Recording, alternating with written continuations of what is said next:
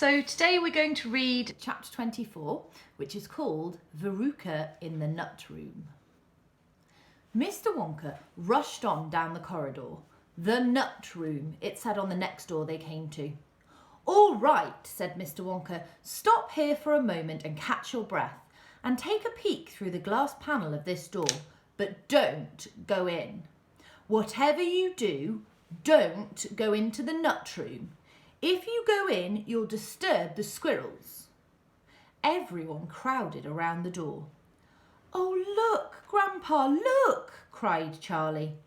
Squirrels, shouted Veruca Salt. Crikey, said Mike TV. It was an amazing sight.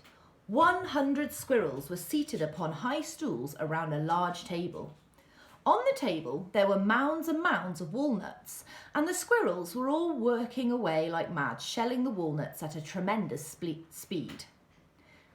These squirrels are specifically trained for getting the nuts out of walnuts, Mr. Wonka explained. Why use squirrels? Mike TV asked. Why not use Oompa Loompas? Because, said Mr. Wonka, Oompa Loompas can't get walnuts out of walnut shells in one piece. They always break them in two. Nobody except squirrels can get walnuts whole out of walnut shells every time. It's extremely difficult, but in my factory, I insist upon only whole walnuts. Therefore, I have to have squirrels to do the job. Aren't they wonderful, the way they get those nuts out? And see how they first tap each walnut with their knuckles to be sure it's not a bad one. If it's bad, it makes a hollow sound and they don't bother to open it. They just throw it down the rubbish chute. Look, there, watch that squirrel nearest to us. I think he's got a bad one now. And here's a picture of a squirrel listening to the walnut to hear if it's hollow, if it's a bad nut or not. There he is.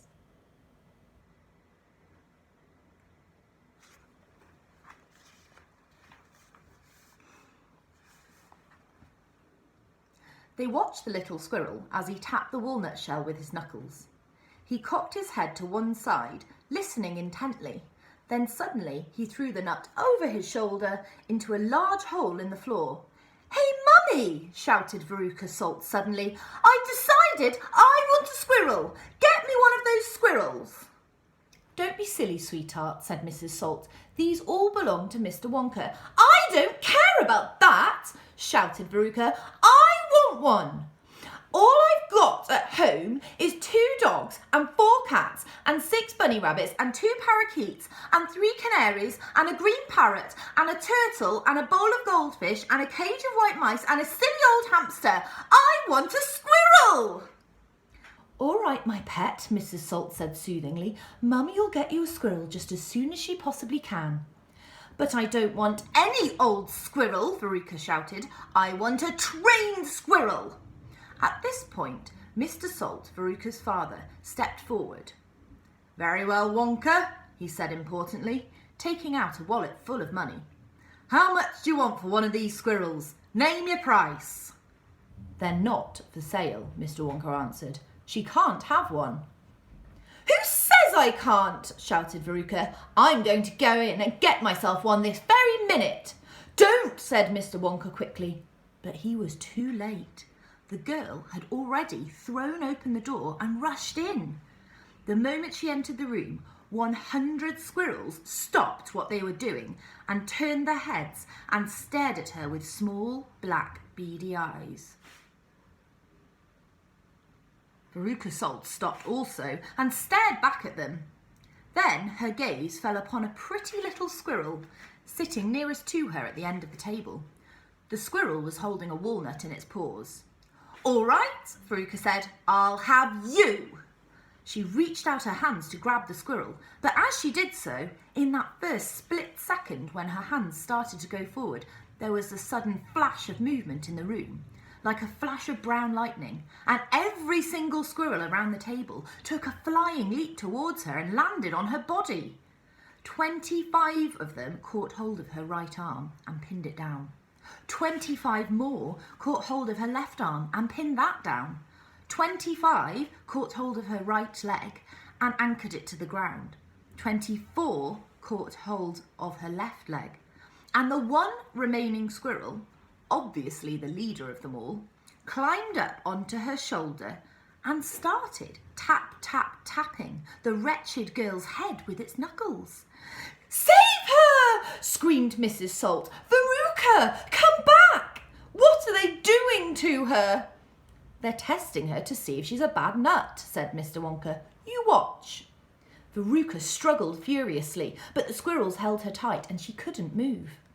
The squirrel on her shoulder went tap, tap, tapping the side of her head with his knuckles. Then, all at once, the squirrels pulled Veruca to the ground and started carrying her across the floor. "My goodness, she is a bad nut after all," said Mr. Wonka. "Her head must have sounded quite hollow." Veruca kicked and screamed, but it was no use. The tiny, strong paws held her tightly and she couldn't escape. "Where are they taking her?" shrieked Mrs. Salt. "She's going where all the other bad nuts go," said Mr. Willy Wonka. "Down the rubbish chute." "By golly, she is going down the chute," said Mr. Salt, staring through the glass door at his daughter. "Then save her!" cried Mrs. Salt. "Too late," said Mr. Wonka. "She's gone." And indeed she had. "But where?" shrieked Mrs. Salt, flapping her arms. "What happens to the bad nuts? Where does the chute go to?" That particular chute," Mr. Wonka told her, "runs directly into the great main big rubbish pile, which carries away all the rubbish from every part of the factory, all the floor sweepings and potato peelings and rotten cabbages and fish heads and stuff like that." "Who eats fish and cabbage and potatoes in this factory, I'd like to know," said Mike TV. "I do, of course," answered Mr. Wonka. "You don't think I live on cacao beans, do you?" But, shrieked Mrs. Salt, "where does the great big pipe go to in the end?" "Why, to the furnace, of course," Mr. Wonka said calmly. "To the incinerator." Mrs. Salt opened her huge red mouth and started to scream. "Ah!" "Don't worry," said Mr. Wonka. "There's always a chance they've decided not to light it today." "A chance!" yelled Mrs. Salt. "My darling Veruca! She'll be sizzled like a sausage." And here's a picture of Mrs. Salt really going crazy. There she is. Oh dear, and Mr. Salt does not look happy at all, does he? Dear, oh dear, oh dear. "Quite right, my dear," said Mr. Salt. "Now see here, Wonka," he added, "I think you've gone just a shade too far this time, I do indeed. My daughter may be a bit of a frump, I don't mind admitting it, but that doesn't mean you can roast her to a crisp. I'll have you know I'm extremely cross about this, I really am." "Oh, don't be cross, my dear sir," said Mr. Wonka. "I expect she'll turn up sooner or later. She may even have not gone down at all. She may be stuck in the chute just below the entrance hole, and if that's the case, all you'll have to do is go in and pull her up again." Hearing this, both Mr. and Mrs. Salt dashed into the nut room and ran over to the hole in the floor and peered in. "Veruca!" shouted Mrs. Salt. "Are you down there?" But there was no answer. Mrs. Salt bent further forward to get a closer look. She was now kneeling right on the edge of the hole, with her head down and her enormous behind sticking up in the air like a giant mushroom. She needed only one tiny little push, one gentle nudge in the right place, and that is exactly what the squirrels gave her. Over she toppled into the hole, head first, screeching like a parrot. "Good gracious me," said Mr. Salt, as he watched his fat wife go tumbling down the hole. "What a lot of rubbish there's going to be today." He saw her disappearing into the darkness. "What's it like down there, Angina?" he called out. He leaned further forwards. The squirrels rushed up behind him. "Help!" he shouted. Uh-oh, you can guess what's going to happen next, can't you? But he was already toppling forward, and down the chute he went, just as his wife had done before him. and his daughter. "Oh dear," cried Charlie, who was watching with the others through the door. "What on earth's going to happen to them now?" "I expect someone will catch them at the bottom of the chute," said Mr. Wonka. "But what about the great fiery incinerator?" asked Charlie. "They only light it every other day," said Mr. Wonka. "Perhaps this is one of the days when they let it go out. You never know, they might be lucky." "Shh," said Grandpa Joe. "Listen, here comes another song." From far away down the corridor came the beating of drums.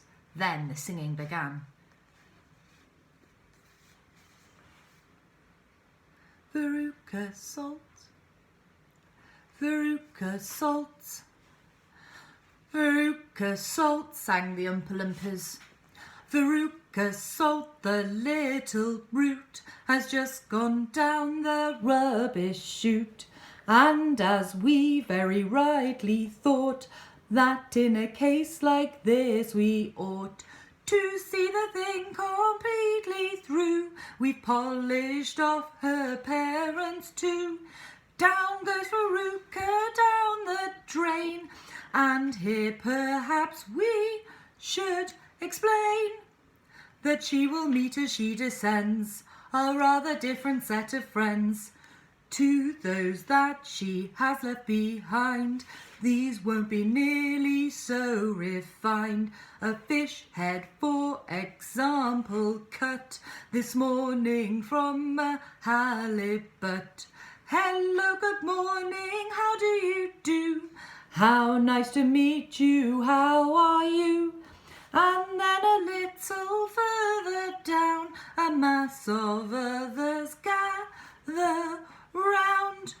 A bacon rind, some rancid lard, a loaf of bread gone stale and hard, a steak that nobody could chew, an oyster from an oyster stew, some liverwurst so old and grey, one smelled it from a mile away.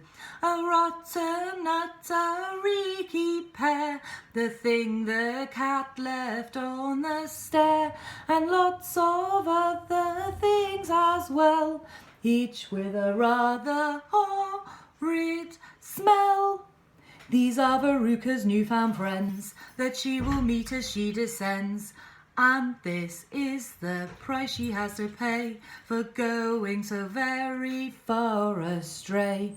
But now, my dears, we think you might be wondering, is it really right that every single bit of blame and all the scolding and the shame should fall upon Veruca Salt? Is she the only one at fault? For though she's spoiled and dreadfully so, a girl can't spoil herself, you know. Who spoiled her then? Ah, who indeed? Who pandered to her every need?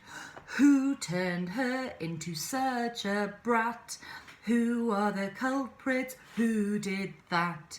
Alas, you needn't look so far to find out who these sinners are.